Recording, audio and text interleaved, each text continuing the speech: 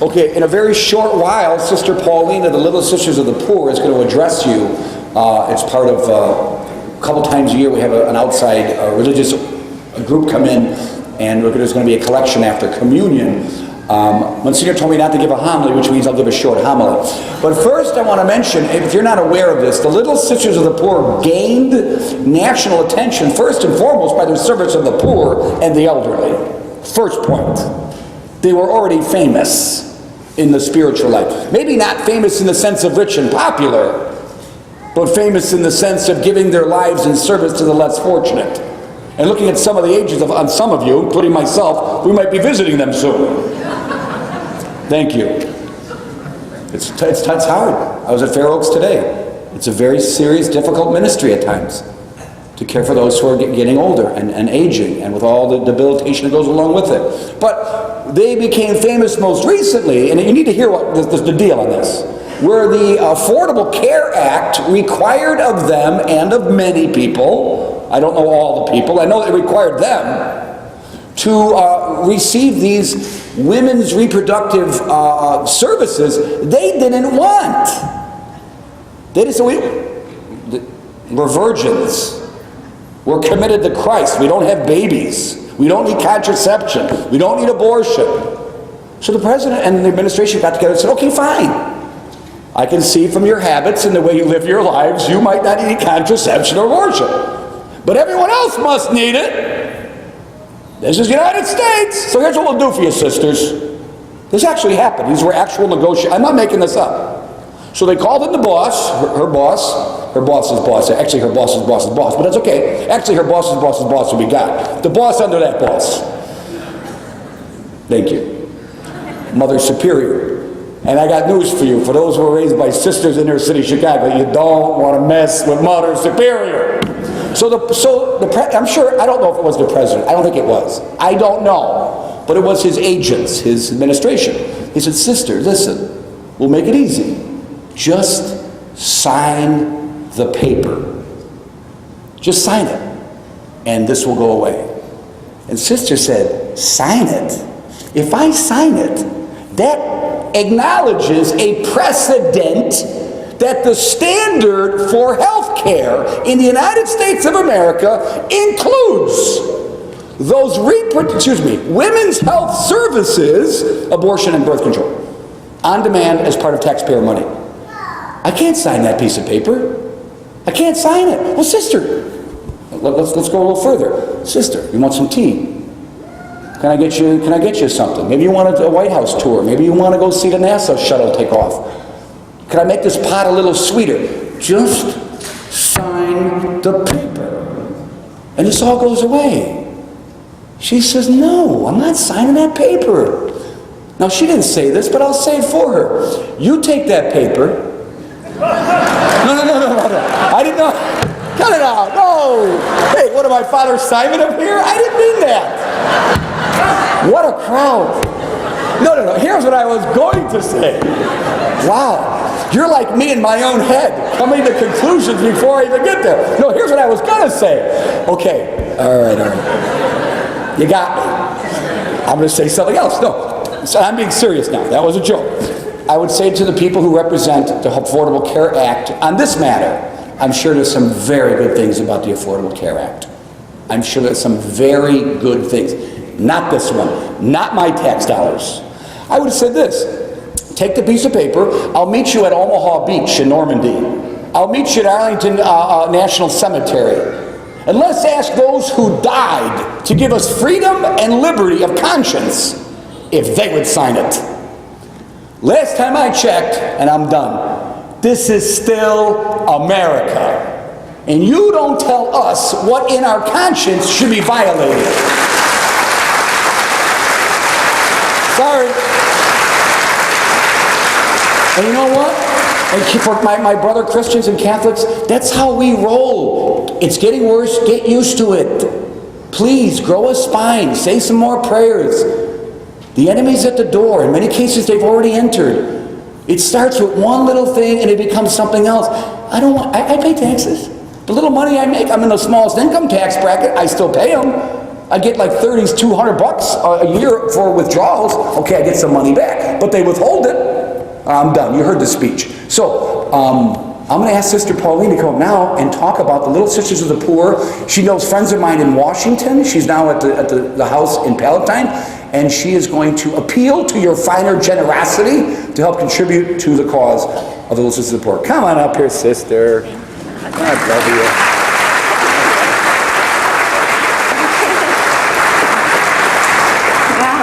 Good evening, everybody, and thank you very much, Father. I know that many of you know us. You know the Little Sisters of the Poor, and you know the work that we do, but maybe there's a lot out there that don't know us, never heard of the Little Sisters of the Poor, and never heard of us in Palatine, and don't know what kind of work do we do. Well, maybe I can give a little light. I know when I think of sisters all dressed up like this, the first thing I think about is school. But we don't teach school. Our work is not with the younger generation. Our work is with the elderly, giving them a home, giving them love, respect, dignity in their old age, and being with them when they're dying, staying there morning, noon, and night until the Lord takes them home. You know, the Little Sisters of the Poor are an international congregation. We have homes throughout the whole world. We were founded in France in 1839, and from there we have spread throughout the world. Right now, there are over 2,100 Little Sisters of the Poor doing this one work, caring for the elderly. We have 181 homes throughout the world just doing this one work. That's all we want to do, is to take care of the old people. You know, when our mother foundress began the order, she knew she couldn't do it by herself. She needed the help of the people. So she took a basket and she put it on her arm, and she went around asking for donations. She went begging. Today, still today, 175 years later, we, the Little Sisters of the Poor, go out begging. We go to the different businesses, to the different stores, to the wholesale produce markets, wherever people will be good to us. Today, we've come here to your parish. But before I get into that, I'd like to tell you a story that brings out our work. It brings out the providence of God, how God works in our lives. You know, not too long ago, I was in a home where we had just finished refurbishing all the different sections of the home. And this one section, we wanted to save for men. It's very easy to get women in the home, but to get men in, it's kind of hard. So all the sisters were praying for men now. I am. That doesn't sound good, but well, finally a gentleman came, and he fit all our qualifications. He was elderly. He really wasn't that old. He was like in his late 70s, which to us is young compared to those we have that are 90, 100 years old. And he seemed to be in good health, which we appreciated, and he was poor. The man literally had nothing. So we said, you know, we're going to be able to take you into the home, but before we do this, we have to see with the doctor and the social worker and all these different people. And he said, oh, sister, I said, you know, we're going to be able to take you in, but before we do this, we have to bring you back to where you live. But I'll come and get you on Monday and bring you into the home. And he was so happy and so grateful. And I said, you know, before we take you home, why don't you come in and have something nice to eat with everyone? You know, it's getting to be dinner time. And then I can bring you back. And so he said, sister, look at me. He says, I'm all dirty. I couldn't go in there looking like this.